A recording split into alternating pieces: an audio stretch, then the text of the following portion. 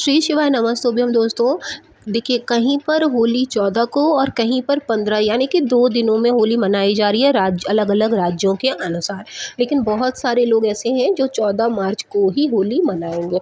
तो 14 मार्च को आपको शिव जी की कैसे पूजा करनी है वो बात कर लेते हैं। सबसे पहले आपको जलाधारी का जो मुख है वो आपको उत्तर दिशा की ओर कर लेना है और आप बैठेंगे दक्षिण की ओर। ठीक है, तो आप वहाँ से उनको जल अर्पित करेंगे। सबसे पहले शुद्ध जल, गंगा जल मिश्रित किया हुआ आपको 5 जगहों पर जल अर्पित करना है शिवलिंग पर।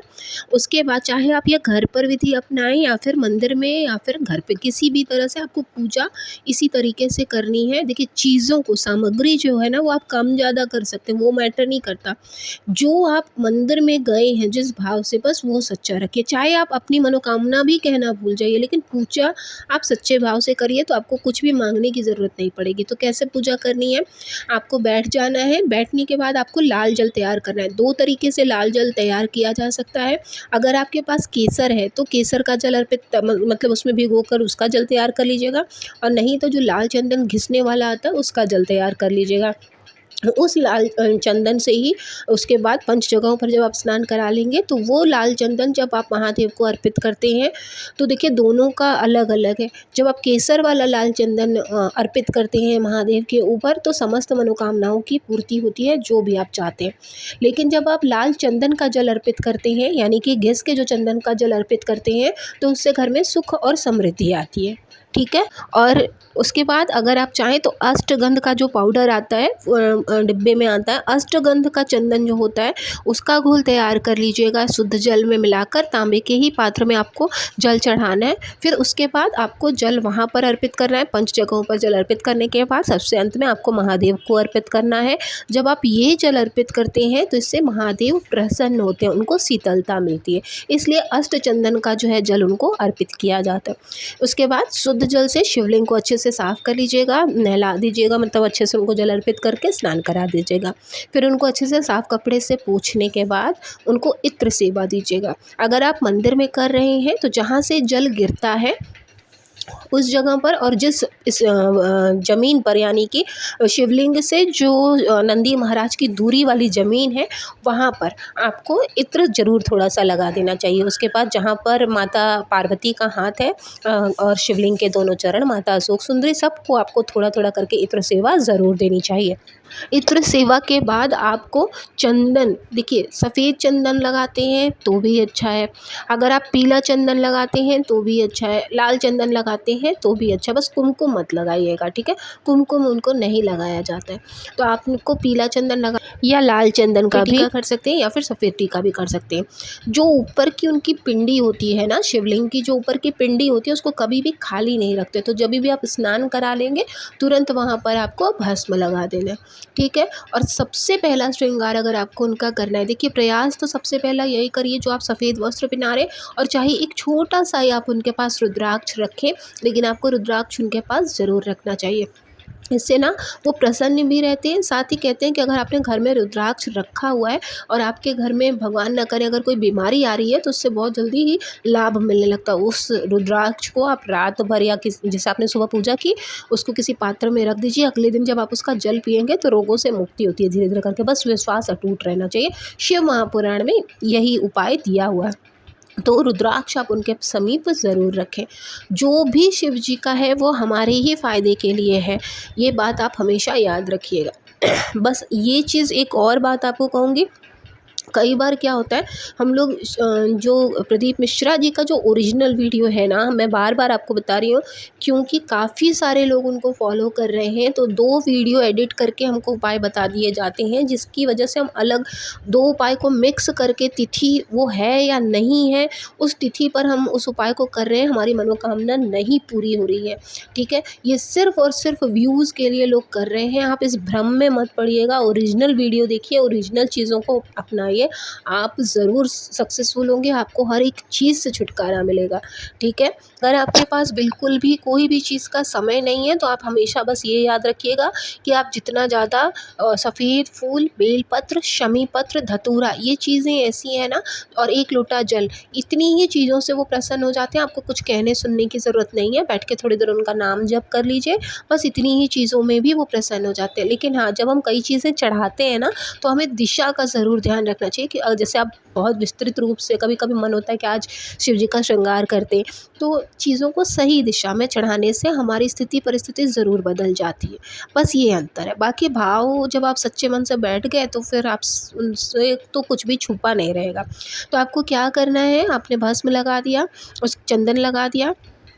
अब बात करते हैं पुष्प की। तो सबसे पहला पुष्प जो भी आप उन्हें अर्पित करेंगे वो श्वेत होना चाहिए। सफ़ेद पुष्प से उनका जितना ज़्यादा आप श्रृंगार करें, कहा जाता है ना कि होली वाले दिन अगर आप शंख पुष्पी, चाहे वो सफ़ेद हो या नीला, नीला भी उनका पसंदीदा है, नीलकंठ भी उन्हें कहा जाता है ना, तो नीला पुष्प भी आप उनको अर्पित कर सकते हो। सफ़ेद मिल जाए यानी कि जो अपराजिता के फूल होते हैं वो भी आप उन्हें अर्पित करिएगा, और माता सूख सुंदरी की जगह पर आप उन्हें रख कर ज़रूर अर्पित करिएगा।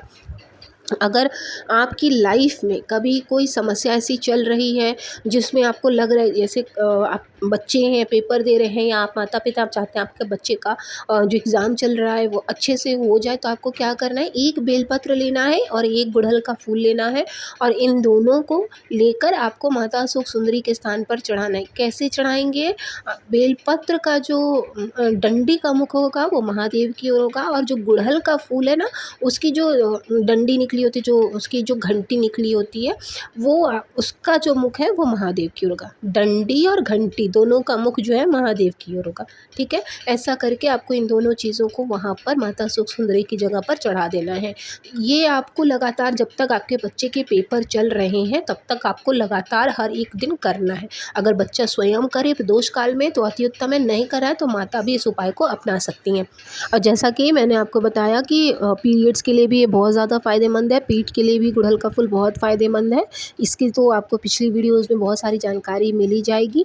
अब बात कर लेते हैं कनेर का फूल। जी हाँ, कनेर का फूल जब आप देखिए, धतूरे का फूल पिछली वीडियोज़ में भी हमने आपके साथ शेयर किया था कि धतूरे का जो फूल है वो आप अपनी तरफ जब रखते हैं तो मनोकामना की पूर्ति होती है। मतलब जो खिला हुआ धतूरे का भाग है वो आपकी ओर होगा, तो मनोकामनाओं की पूर्ति होती है। लेकिन कनेर के फूल के संग उल्टा है। कनेर के फूल की डंडी जो है उसका मुख जिधर भी आप बैठेंगे उधर होगा, और खिला हुआ फूल जो है आपकी विपरीत दिशा में होगा, ठीक है। समझ में आ गया आपको? जिधर आप बैठेंगे कनेर की फूल की डंडी का मुख उधर होगा, जिस भी दिशा में आप बैठे हैं।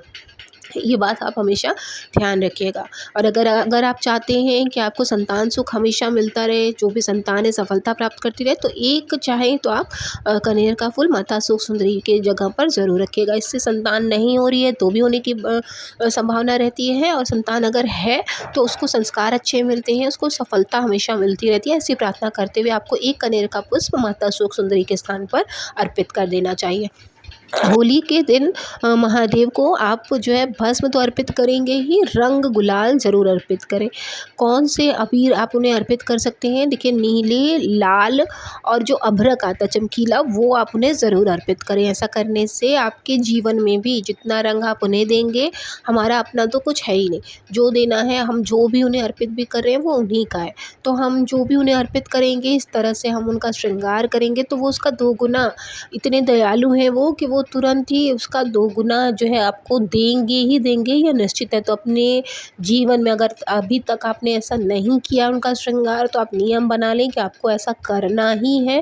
अगर आप आक के फूल, इनकी संख्या अगर आप बढ़ाते चले जाते हैं ना, तो भी वो अति प्रसन्न होते हैं। जैसे धतूरे का फूल आपने चढ़ा दिया, राई का फूल जो सरसों का फूल होता है वो आपने चढ़ा दिया, कमल का फूल, ये सारी तो बहुत मतलब अगर आपने 101, 121, 111 इस तरह से आपने कमल के फूल चढ़ा दिए तो समस्त मनोकामनाओं की पूर्ति बताई गई है शिव महापुराण में। तो इतना आप नहीं कर पाएंगे अगर, तो आपको सिर्फ बेलपत्र, धतूरे का अगर मिल जाए, जैसा मैंने आपको बताया, धतूरे का फूल, शमी पत्र, जो आप अपने घर में एक ऐसा पौधा ज़रूर लगाएं, 2-3 पौधे ऐसे लगा लें जो आपको प्रतिदिन पुष्प दें, और उन पुष्पों में से एक पुष्प उनका पसंदीदा ज़रूर होना चाहिए। मतलब कि 5 पुष्पों में से एक पुष्प आप उन्हें ज़रूर अर्पित करें, ताकि आपकी मनोकामना बिना कहे भी, हर दिन तो हम नहीं कह सकते कि हाँ, ये चाहिए वो चाहिए, कभी तो मन लगाकर आप पूजा करेंगे। तो आपको क्या करना है, इन पंच पुष्पों में से एक पुष्प ऐसा ज़रूर हो जो महादेव के पसंद का हो, और बेलपत्र चढ़ाइए, 1 लोटा जल चढ़ाइए, उनको अच्छे से उनका श्रृंगार करिए, आपकी मनोकामना अवश्य पूरी होगी। इसी के साथ आपको ये भी बताएं कि जो गोमती चक्र होता है ना, वो सिर्फ माता लक्ष्मी को ही समर्पित नहीं किया जाता। गोमती चक्र चाहे आप 1 ले लें, 5 ले लें या 11, 21, इस तरह से महादेव की जो पिंडी होती है ना, उस पर अर्पित किया जाता है। और अगर जैसे आपका बिजनेस आप नया खोल रहे हैं, तो आप 5 गोमती चक्र लें, महादेव का स्मरण करें, उनसे प्रार्थना करें कि आप उनके आशीर्वाद से एक नया बिजनेस शुरू करने जा रहे हैं। आपको बस वो इतना दें कि आपका घर अच्छे से चल सके, आपको किसी के आगे हाथ ना फैलाना पड़े, बस आपको इतना ही कहना है, ठीक है। उसके बाद आपको गोमती चक्र उस दिन ऐसे ही रखे रहना है। आपको अगले दिन उठाकर उसको अपने तिजोरी में रख लेना है, भोलेनाथ के आशीर्वाद के स्वरूप में, ठीक है।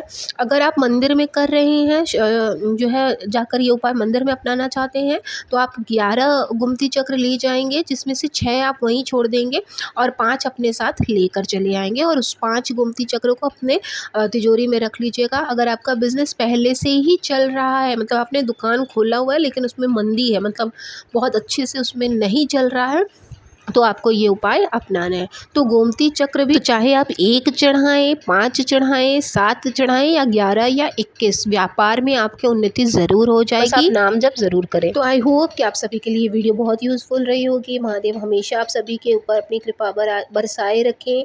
आप महादेव को गेहूँ की बाली, 1 चावल का दाना, कोई भी 1 पुष्प, कोई भी 1 बेलपत्र आप अर्पित करें उन्हें, 1 शमी पत्र अर्पित करें उन्हें, आपका घर हमेशा धन दाने से भरपूर रहेगा, ऐसा मेरा विश्वास भी है और ऐसी मेरी मानना भी है। होली वाले दिन आप उनकी आरती ज़रूर करिएगा और झोली फैलाकर, यानी कि आँचल फैलाकर आप उनसे अपनी मनोकामनाओं की पूर्ति के लिए, अपने घर परिवार के लिए सुख समृद्धि ज़रूर मांगिएगा। आई होप कि आप सभी के लिए वीडियो बहुत यूज़फुल रही होगी। वीडियो अगर आपको अच्छी लगी हो तो प्लीज़ चैनल को ज़रूर सब्सक्राइब कर लीजिएगा। मिलेंगे नेक्स्ट वीडियो में, तब तक महादेव की कृपा हमेशा आप सभी पर बनी रहे। ओम नमः शिवाय, जय माता दी।